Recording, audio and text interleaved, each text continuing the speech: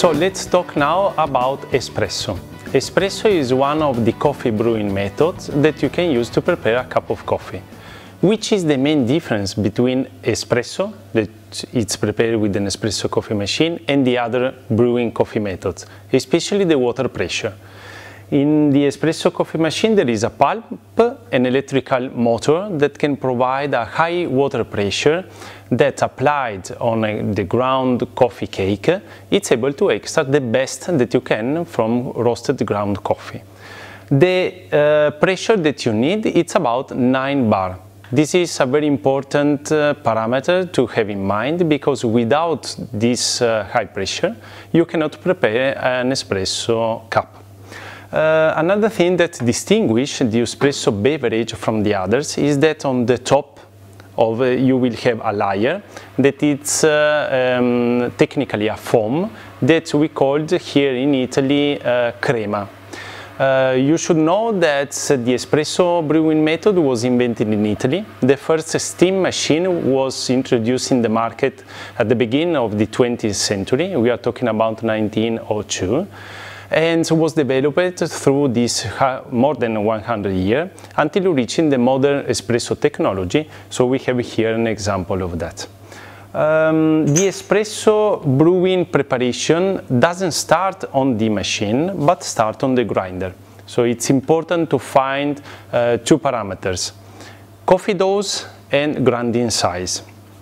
The coffee dose that I'm going to use today, because I'm using an Arabica coffee light roasted and I want to reach in the cup a very high body, will be 18 grams. So for that I'm using a deeper filter so that it's able to contain more ground for the espresso preparation.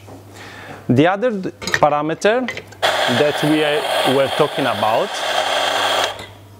is the grinding size. So espresso is one of the brewing methods for coffee that needs the thinnest and the finer grinding size. I'm measuring now, the dose was 17. I'm adding 1 gram of coffee.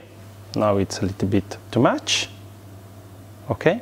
It's important to verify every time the dose, because if you are changing the dose, you will change also the sensory characteristics of the espresso cup. Tamping, what I'm doing now, it's important because it's the phase that lets the coffee ground be compacted and ready to reach the hot water in the espresso coffee machine. I'm doing the operation of cleaning the shower from the previous irrigation, and I start immediately to pour the water on the coffee.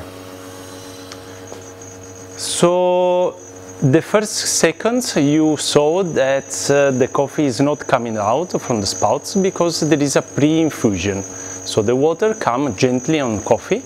The coffee is dry, so it needs to absorb in the first phase water and then start the irrigation. Usually the other parameters to prepare an espresso cup are time, so between 20 and 30 seconds, and with a volume into the cup around 25 milliliters. How to taste a cup of espresso? From a sensory point of view, first of all, I'm looking the crema. Should be hazelnut color with slightly tiger skin effects on the top. Then the aroma, so what I can smell with my nose.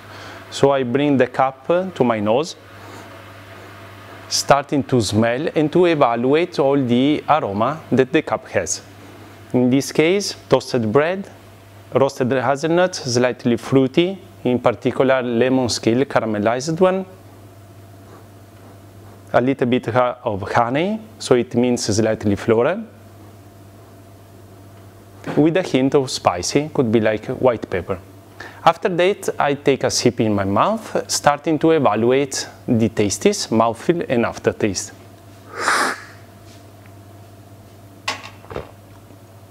It is very well balanced. It means that it has a low intensity of acidity, it is sweet and low bitterness.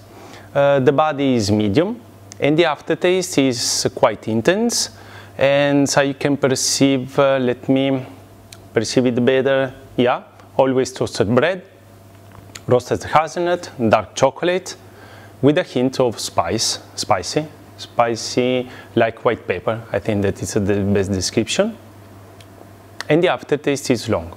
One characteristic of the espresso is that it has an aftertaste that it's long, and it usually is up to 15 minutes. So after the preparation of the espresso, it's important to underline that the espresso coffee equipment should be always cleaned every day during the operation or at the end of the day. It depends how much coffee you prepare during the day.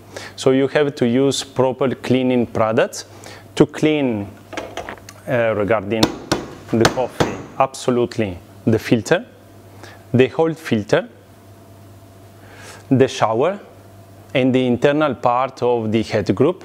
And so to do that, you are going to use a blind filter with the cleaning products. And then it's important also to clean the grinder. To clean the grinding chamber, you are going to use a specific product in pills that let the exhausted coffee that remains inside the grinder be cleaned. Remember always that the espresso brewing method needs some specific parameters. We already spoke about water pressure, 9 bar, but there are espresso coffee machines like this one that you can also change this parameter.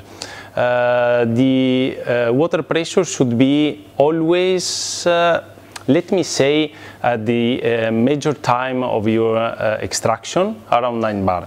But you can change the water pressure during pre-infusion or at the end of the aerogation in terms of let the sensory characteristics of the cup be better.